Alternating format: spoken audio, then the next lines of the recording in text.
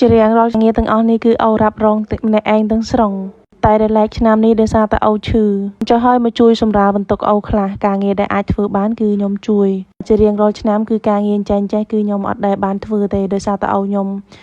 ធ្វើម្នាក់ឯងទាំងស្រុងនិយាយរួមទៅការងារអីក៏ចេះដែរឲ្យតែយើងរៀនដូចការងារចែងចេះអីវាមិនទៅធ្ងន់អីស្រាលទេហើយមិនមែនខ្ញុំធ្វើម្នាក់ឯងទាំងស្រុងដែរអូខ្ញុំគាត់ធ្វើជាមួយដែររឿងអូខ្ញុំនេះមួយនិយាយពីថាទៅជេរទៅជេរលឺកូនក្មេងទៀតមិនចេះថាតនេយ៉ាងណាឈឺខ្លាំងប៉ុណ្ណាឲ្យទៅកាត់ដើរបានបងប្អូនគឺដឹងតែធ្វើការតែម្ដងដូចឥឡូវនេះជាដើមបើនិយាយពីរឿងជំងឺអូគឺអត់ទាន់បានធូរស្រាលទេគ្រាន់តែកាត់នៅដើរបានតែកាត់នៅល្វើយនៅហូបទៅគឺនៅចុកប៉ុន្តែនៅតែខំឥឡូវនេះគឺអូថាជ្រុលថាស្រះនេះគឺកាយរួចហើ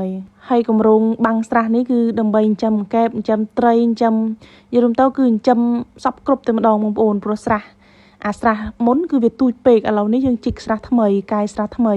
គម្រោងធ្វើនេះកាយស្រះមុនតាំងពីអូអត់តន់ឈឺតែដល់ពេលដែលអូធ្លាក់ខ្លួនឈឺទៅក៏ទុកចោលឥឡូវនេះដោយសារតែធ្លាក់ភ្លៀងមកប៉ុណ្ណើហើយអូក៏ចាប់ផ្ដើមរៀបចំបាំងស្រះឡើងវិញតែដោយសារតែអូគាត់ឈឺអញ្ចឹងហើយខ្ញុំមកជួយបាំងអូ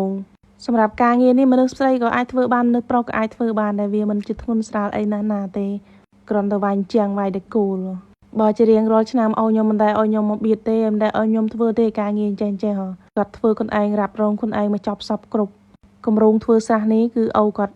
ទី1គឺយើងទុកចិញ្ចឹមកែបចិញ្ចឹមក្តាមចិញ្ចឹមផ្សងអីក្នុងនេះមកចប់សពគ្រប់នៅពេលដែលខែវស្សាគឺយើងដាក់ទ្រូដាក់អីមួងបានត្រីអីគឺយកមកដាក់នៅក្នុងស្រះនេះហើយបងប្អូនខ្លះគាត់ឃើញខ្ញុំចាប់កែបហ្នឹងថាខ្ញុំនឹងអូយហិនអស់ហើយចាប់កែបនោះឃើញតែចាប់បង្ហិនដាច់ពូជអស់ហើយកែបតាមពិតទៅគឺអត់ទេខ្ញុំមានតែយកកែបយកត្រីយកក្តាមខ្សងនេះមកដាក់ចិញ្ចឹមនៅក្នុងស្រះនៅពេលដែលខ្ញុំត្រូវការធ្វើម្ហូបអីបានខ្ញុំទៅចាប់យួរចុះហើយកែបខ្ញុំត្រីខ្ញុំគឺអត់ចេះហិនទេត្រីនៅ50-60 គីឡូបងប្អូនតែចាប់យកទុកនៅផ្ទះដោយសារតែស្រះវាខាស់ដល់ពេលដែលចាប់ដើមធ្លាក់ភ្លៀងមានភ្លៀងវិញខ្ញុំយកត្រីពីផ្ទះហ្នឹងយកមកដាក់នៅក្នុងស្រះនេះវិញហើយបើថាដាច់ពូជអីមិនងាយដាច់ទេបងប្អូនផ្ទះខ្ញុំមកឲ្យខ្ញុំកាត់ចិញ្ចឹមវងកែបអីក៏កែបក្រាំងហ្នឹងតើយើងត្រូវការហូបអីមកយកម្ដងមកកាល1 2អីចឹងទៅហើយបើឲ្យរឿងដាច់ពូជនេះមិនងាយដាច់ពូជទេ